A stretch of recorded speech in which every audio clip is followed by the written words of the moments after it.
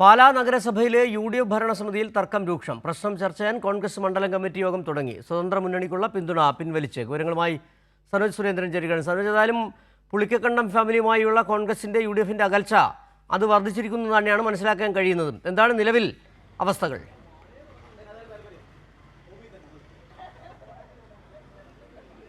സിജു, മുൻപ് ഉണ്ടായിരുന്ന തർക്കം ഇടയ്ക്ക് കോൺഗ്രസ് നേതൃത്വം ഇടപെട്ടുകൊണ്ടാണ് പരിഹരിച്ചത്. ഇതിനു പിന്നാലെ ഈ ഭരണസമിതി മുന്നോട്ട് പോകുന്ന സാഹചര്യത്തിലാണ് പുതിയ വിവാദം ഇപ്പോൾ പാലാ നഗരസഭയിൽ രൂപപ്പെട്ടിട്ടുള്ളത്.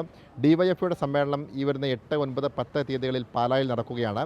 അതുമായി ബന്ധപ്പെട്ടുകൊണ്ട് പാലാ മുനിസിപ്പാലിറ്റിയുടെ ഉടമസ്ഥതയിലുള്ള കൊട്ടാരമറ്റം ബസ് സ്റ്റാൻഡ് ഡിവൈഎഫ്ഐയുടെ പൊതുസമ്മേളനത്തിന് വേണ്ടി വിട്ടുകൊടുത്തിരുന്നു. എന്നാൽ ഇതിനെതിരെ കോൺഗ്രസ് അംഗങ്ങൾ രംഗത്ത് വരുന്ന സാഹചര്യമുണ്ടായി. പിന്നാലെ ഈ വിഷയവുമായി ബന്ധപ്പെട്ടുകൊണ്ട് ഇന്നലെ കൂടിയ നഗരസഭാ കൗൺസിൽ യോഗത്തിൽ ഈ വിഷയം ചർച്ചയ്ക്ക് വരുന്നു. എന്നാൽ സ്വതന്ത്ര മുന്നണിയിലെ 2 അംഗങ്ങൾ യോഗത്തിൽ പങ്കെടുത്തിരുന്നില്ല.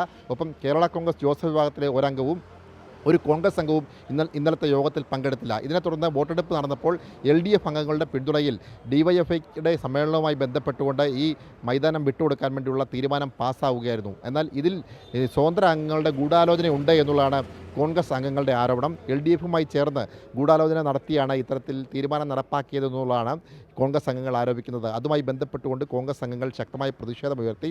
ഇതിന് പിന്നാലെ സ്വതന്ത്ര മുന്നണിയുമായി വിട്ടുകൊണ്ട് ഈ മൈതാനം വിട്ടുകൊടുക്കാൻ വേണ്ടിയുള്ള തീരുമാനം പാസ്സാവുകയായിരുന്നു. എന്നാൽ ഇതിൽ സ്വതന്ത്ര അംഗങ്ങളുടെ ഗൂഢാലോചന ഉണ്ട് എന്നുള്ളതാണ് കോൺഗ്രസ് അംഗങ്ങളുടെ ആരോപണം. LDFുമായി ചേർന്ന് ഗൂഢാലോചന നടത്തിയാണ് ഇത്തരത്തിൽ തീരുമാനം നടപ്പാക്കിയതെന്നുള്ളതാണ് കോൺഗ്രസ് അംഗങ്ങൾ ആരോപിക്കുന്നത്. അതുമായി ബന്ധപ്പെട്ടുകൊണ്ട് കോൺഗ്രസ് അംഗങ്ങൾ ശക്തമായ പ്രതിഷേധമുയർത്തി.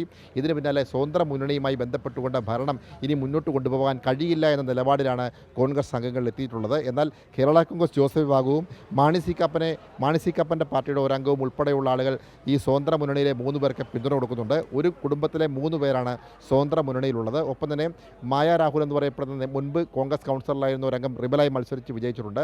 അവർ നിലവിൽ വൈസ് ചെയർപേഴ്സൺ പദവിയിൽ തുടരുകയാണ്. അങ്ങനെയുള്ള സാഹചര്യത്തിലൂടെയാണ് പാലായിലെ മുനിസിപ്പാലിറ്റി ഭരണം മുന്നോട്ട് പോകുന്നത്.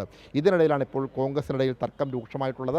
നിലവിൽ ഈ വിഷയം, അതായത് സ്വതന്ത്ര മുന്നണിക്ക് പിന്തുണ നൽകുന്ന കാര്യത്തിൽ തീരുമാനമെടുക്കുന്നതുമായി ബന്ധപ്പെട്ടുകൊണ്ടുള്ള നിർണായകമായിട്ടുള്ള മണ്ഡലം കമ്മിറ്റി യോഗം, പാലാ കോൺഗ്രസിൻ്റെ മണ്ഡലം കമ്മിറ്റി യോഗമാണ് ഇപ്പോൾ പാലായിൽ നടന്നുകൊണ്ടിരിക്കുന്നത്. ഈ യോഗത്തിൽ സ്വതന്ത്ര മുന്നണിക്ക് പിന്തുണ കൊടുത്ത് മുന്നോട്ട് പോവേണ്ടതില്ല എന്ന ഒരു പൊതു തീരുമാനത്തിലേക്ക് എത്താനുള്ള സാഹചര്യമുണ്ട്.